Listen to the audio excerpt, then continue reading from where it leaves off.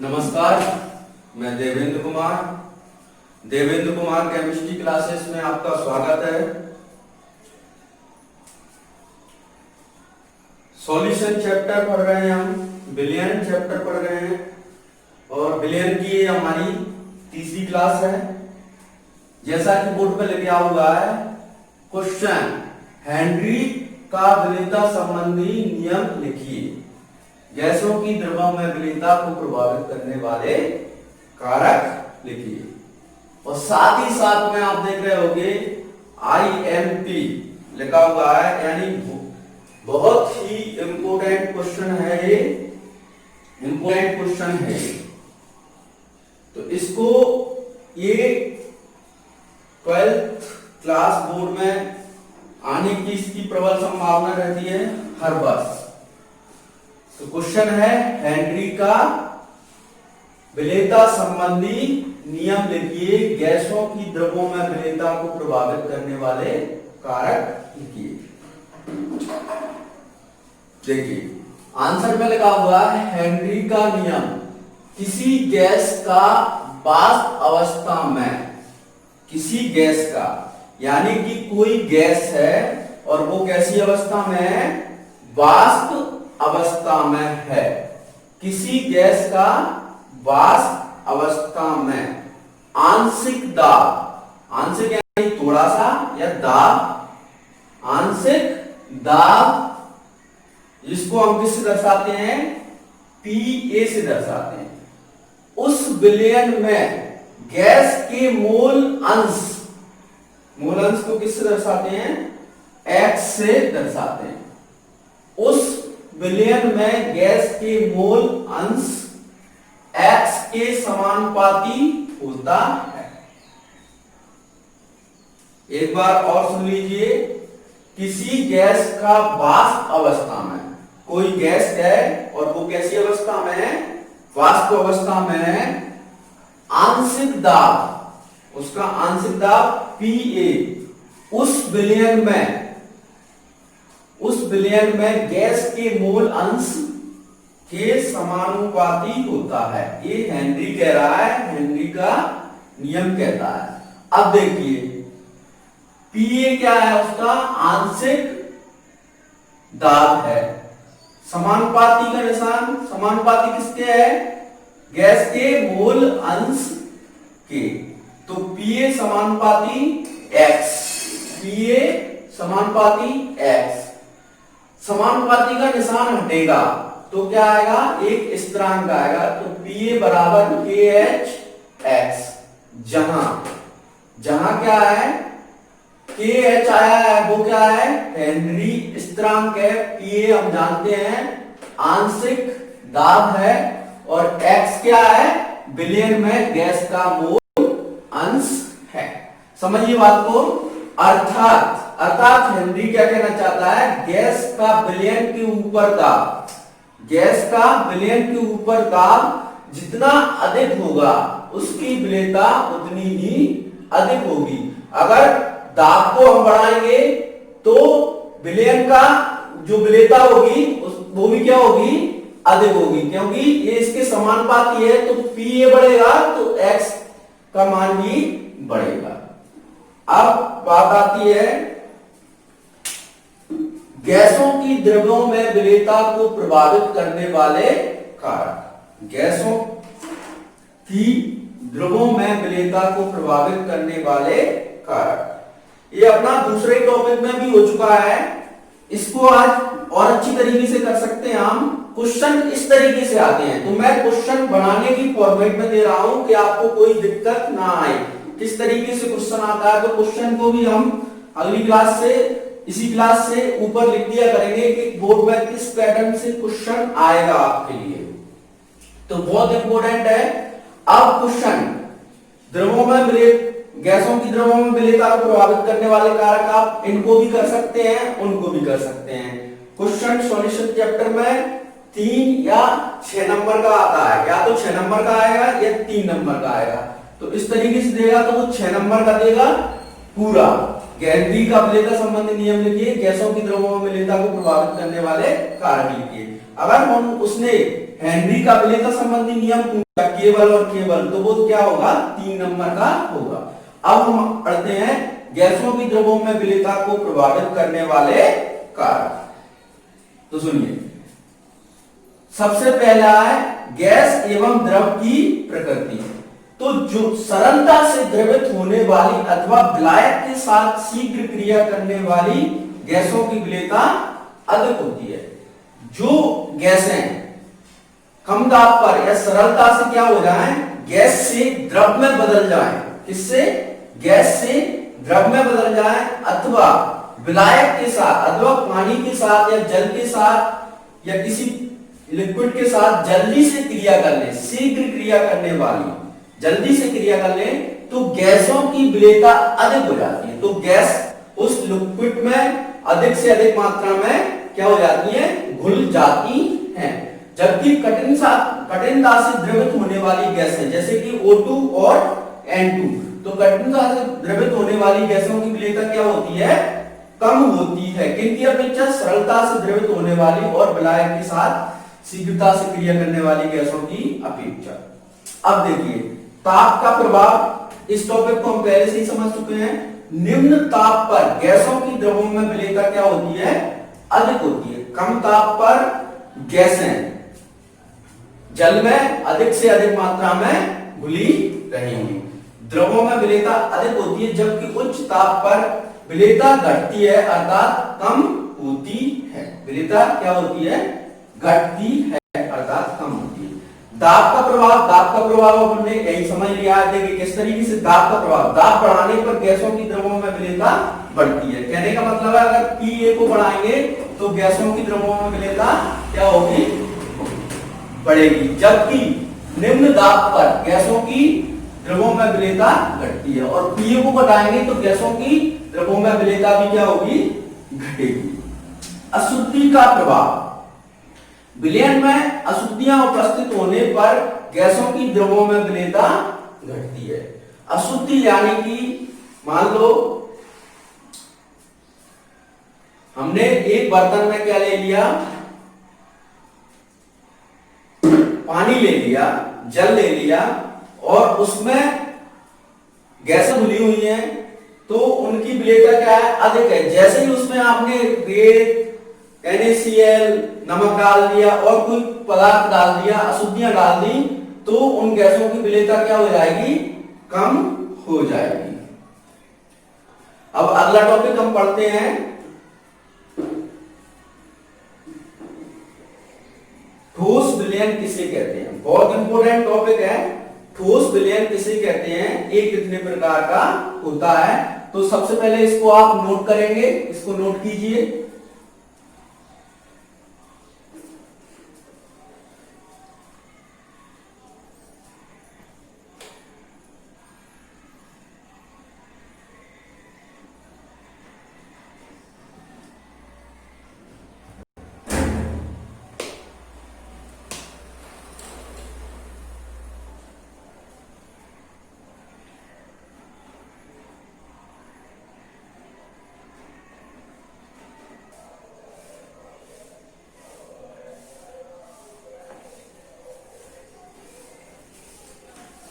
अगला क्वेश्चन है हमारा, ठोस विलयन किसे कहते हैं, ये कितने प्रकार के होते हैं। अगला क्वेश्चन है हमारा, ठोस विलयन किसे कहते हैं, ये कितने प्रकार के होते हैं। जैसे कि हमने विलयन चैप्टर का विलयन का प्रकार घटक पढ़ा है, तो हम समझेंगे ठोस विलयन वे विलयन जिसमें दोनों घटक, वे विलयन जिसमें दोनों घटक ठोस होते हैं, दोनों घटक ठोस होते हैं, ठोस विलयन कहलाते हैं। यानी वे विलयन जिनमें विलेय और विलायक, वे विलयन जिनमें विलेय और विलायक दोनों ही क्या होते हैं, ठोस अवस्था में होते हैं, क्या कहलाते हैं, ठोस विलयन कहलाते हैं। ठोस विलयन के प्रकार, ठोस विलयन दो प्रकार के होते हैं, प्रतिस्थापनिक ठोस विलयन, या इसी को कहते हैं सब्स्टिट्यूशनल सॉलिड सॉल्यूशन। ठोस प्रतिस्थापनिक ठोस विलयन। अब इसमें क्या होगा, इस प्रकार के विलयनों में एक ठोस पदार्थ विलय के कुछ अवयवी कण, इस प्रकार के विलयनों में एक ठोस पदार्थ क्या रहेगा, उसमें विलय रहेगा और एक क्या रहेगा, विलायक।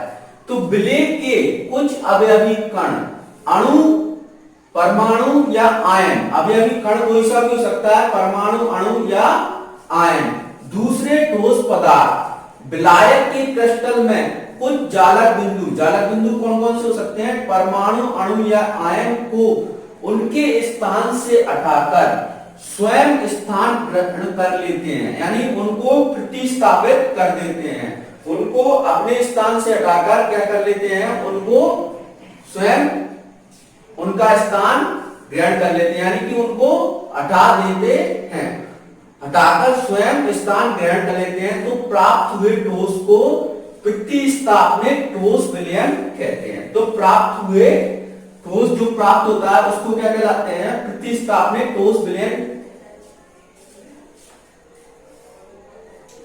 प्रतिस्थापित ठोस विलयन कहते हैं। उदाहरण पीतल और कांसा। पीतल और कांसा किसका उदाहरण है, प्रतिस्थापित ठोस विलयन का उदाहरण है। ऑप्शनल में आ सकता है, और जो ऑब्जेक्टिव क्वेश्चन होते हैं, पीतल और कांसा किस प्रकार का ठोस है, तो किस प्रकार का ठोस है, पीतल और कांसा प्रतिस्थापनिक ठोस है। अब देखिए, प्रतिस्थापनिक ठोस विलयन ऐसे ठोसों के द्वारा बनते हैं जिनके अवयवी कणों का आकार लगभग समान होता है, यानी विलय और विलायक की जो अवयवी कण है उनका आकार क्या होता है, लगभग समान होता है। मान लीजिए ये मैंने क्या बनाया, कोई विलय का सिंबल बनाया, ये क्या है, कोई विलय है, और ये क्या है, विलायक।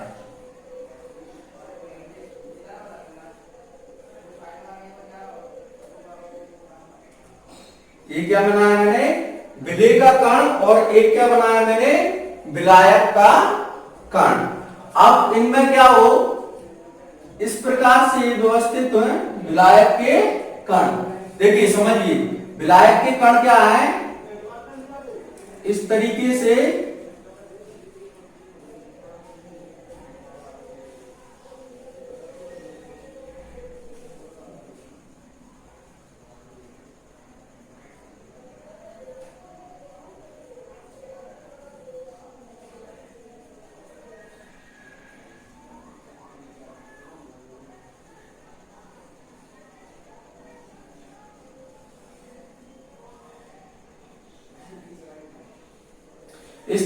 क्या है, व्यवस्थित है।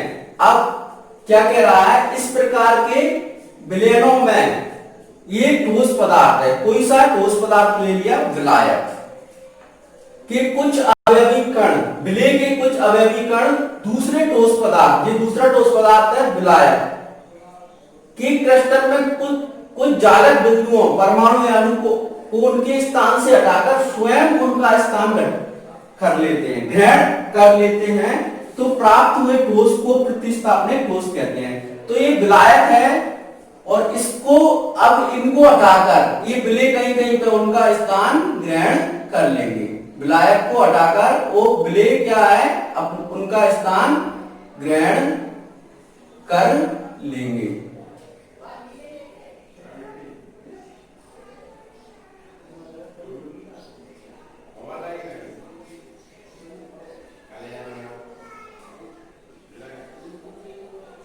इस तरीके से, तो इस तरीके से जो हमें ठोस प्राप्त हुआ वो कैसा प्राप्त हुआ, प्रतिस्थापनिक ठोस विलयन प्राप्त हुआ।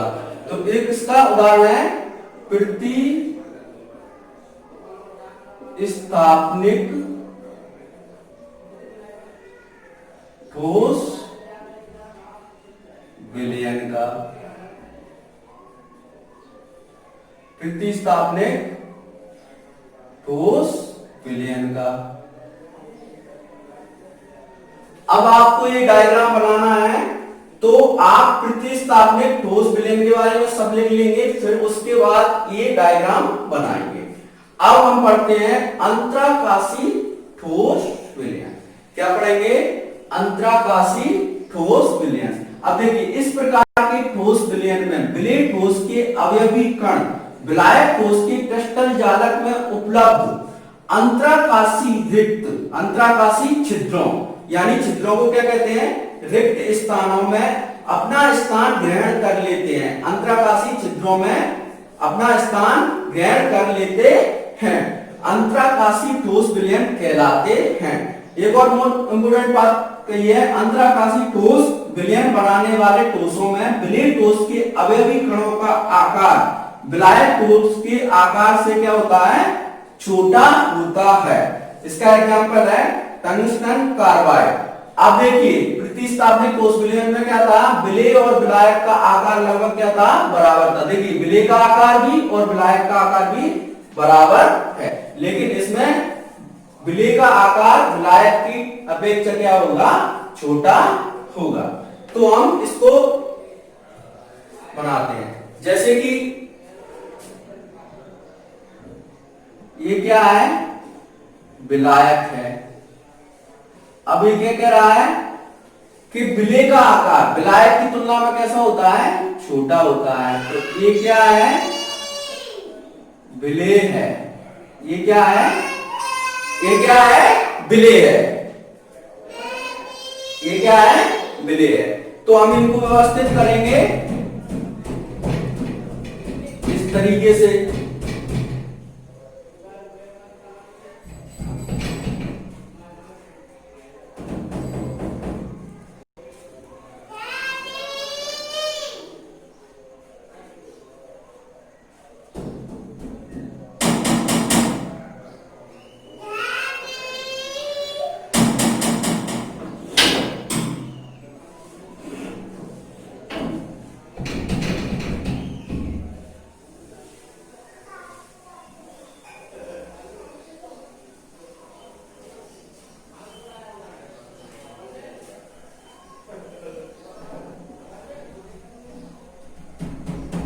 ये क्या है? व्यवस्थित हो गए हैं। अब देखिए इनको, इनके मध्य जो छिद्र बचे हुए हैं, इनको क्या कहते हैं? अंतराकाशी, अंतराकाशी छिद्र, अंतराकाशी छिद्र या अंतराकाशी स्थान, अंतराकाशी छिद्र या अंतराकाशी स्थान। अब देखिए, इनके मध्य क्या हो जाते हैं? विलेय पदार्थ के कण क्या हो जाते हैं? उपस्थित हो जाते हैं।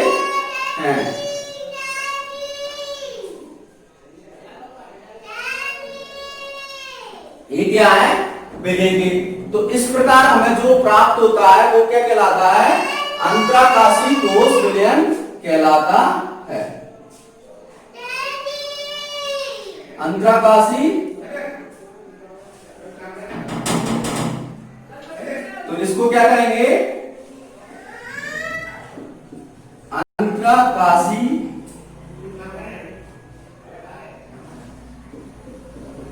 ठोस विलयन।